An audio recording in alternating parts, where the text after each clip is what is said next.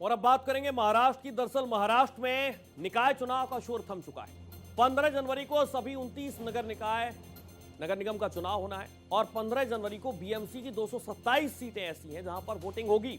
227 सीटों के लिए मतदान में 1700 उम्मीदवार मैदान में। चुनाव में मराठी वर्सेस गैर मराठी का मुद्दा सबसे ज्यादा हावी है और 16 जनवरी को पूरी तस्वीर साफ हो जाएगी, यानी कि चुनाव के नतीजे आपके सामने होंगे, हमारे सामने होंगे।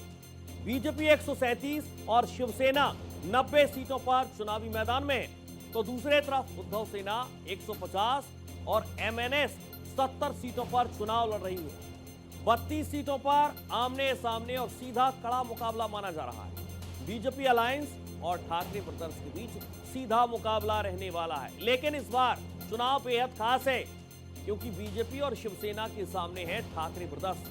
पूरी तस्वीर बेहद चर्चा का विषय बनी हुई है। ठाकरे ब्रदर्स के बीच और बीजेपी अलायंस के बीच सीधा मुकाबला है।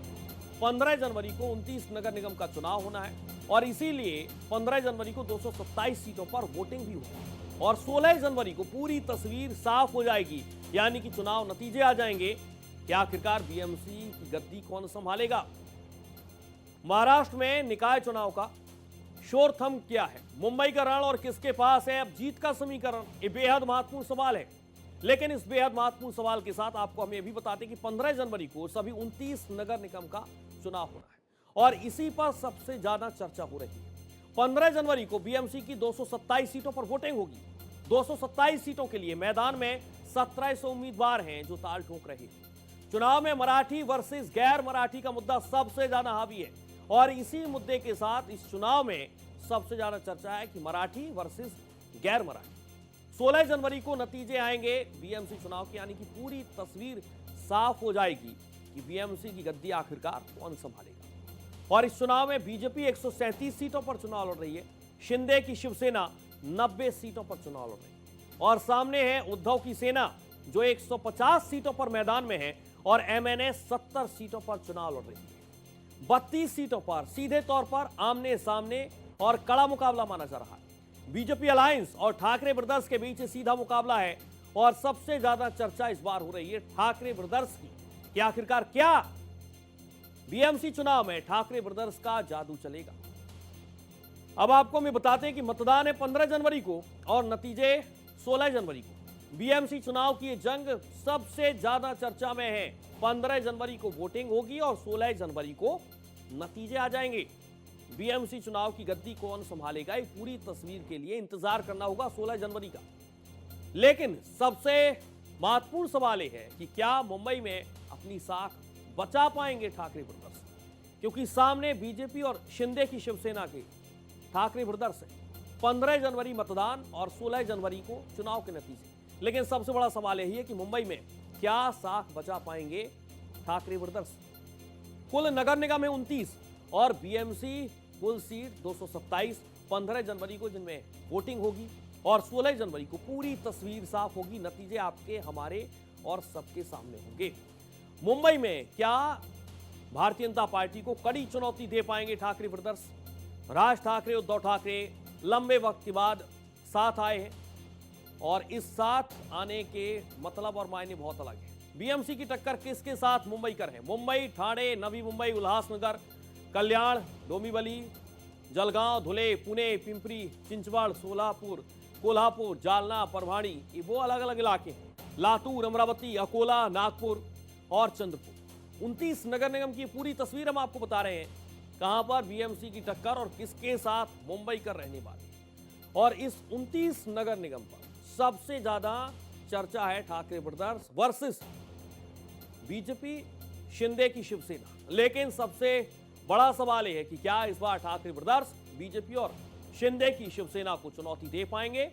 मुंबई, ठाणे, नवी मुंबई, उल्हासनगर, कल्याण, डोंबिवली, भिवंडी, निजामपुर, अहिल्यानगर, मालेगांव, नासिक, पनवेल, इचलकरंजी, सांगली, मिराज, कुपवाड़, छत्रपति संभाजीनगर, नांदेड़, वाघाला, परभणी, लातूर से लेकर अमरावती, अकोला से लेकर नागपुर और चंद्रपुर, ये 29 नगर निगम की हम आपको जानकारी दे रहे हैं और बीएमसी की सीधी टक्कर इन्हीं 29 नगर निगम में। लेकिन किसके साथ मुंबई कर है ये भी बेहद महत्वपूर्ण है। किस महानगर पालिका का कितना बजट है। मुंबई 74,427 करोड़, ये पूरा बजट आप समझिए।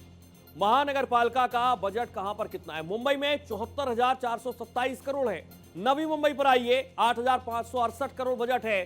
ठाणे में 8,564 बजट रखा गया है। 11,603 करोड़ पुणे के लिए बजट रखा गया है।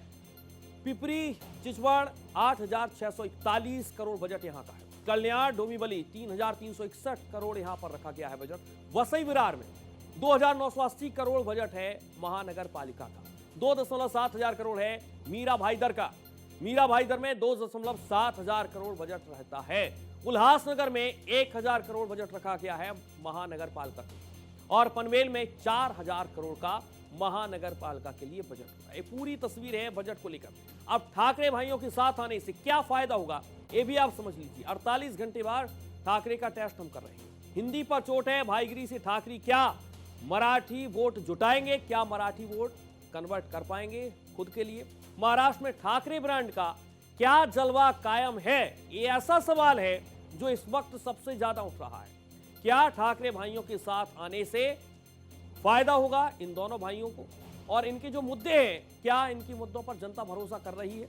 महाराष्ट्र में जिस तरीके से राज ठाकरे और उद्धव ठाकरे लंबे वक्त सामने आए, मुंबई में मुसलमान ठाकरे को क्या जिताएंगे? क्योंकि पूरी तस्वीर है 2024 की, जिसे आप समझिए कांग्रेस, एनसीपी और समाजवादी पार्टी से एआईएमआईएम और उद्धव ठाकरे को वोट के लेकर मद्देनजर आपको तस्वीर बता रहे हैं। उद्धव ठाकरे को वोट मिला, लेकिन मुंबई में मुसलमान 20 से 21%। क्या बीएमसी चुनाव में उद्धव ठाकरे राज ठाकरे के साथ होंगे? ये भी बेहद महत्वपूर्ण सवाल है, क्योंकि जो आप मेरे साथ एक तस्वीर देख पा रहे हैं, यह 2024 की तस्वीर जो हम आपको बता रहे हैं कि कांग्रेस को नहीं मिला मुस्लिम वोट, एनसीपी समाजवादी पार्टी को नहीं मिला, एआईएमआईएम को भी नहीं मिला, लेकिन ये गया उद्धव ठाकरे के साथ। लेकिन इस बीएमसी चुनाव में क्या यही मुसलमान वोट उद्धव ठाकरे के पाले में, यानी कि राज ठाकरे के पाले में, उद्धव ठाकरे के पाले में जाएगा?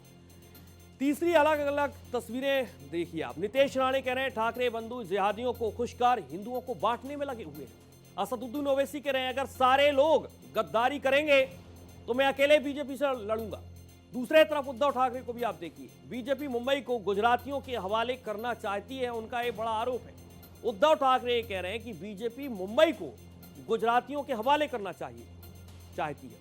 नितेश राणे इस पर सामने आए और उन्होंने ठाकरे बंधुओं को लेकर निशाना साधा। ठाकरे बंधु जिहादियों को खुश करने में लगे हैं। बयान नंबर 1 आप देखिए, मुसलमानों को जोड़ेंगे क्या जूनियर ओवैसी?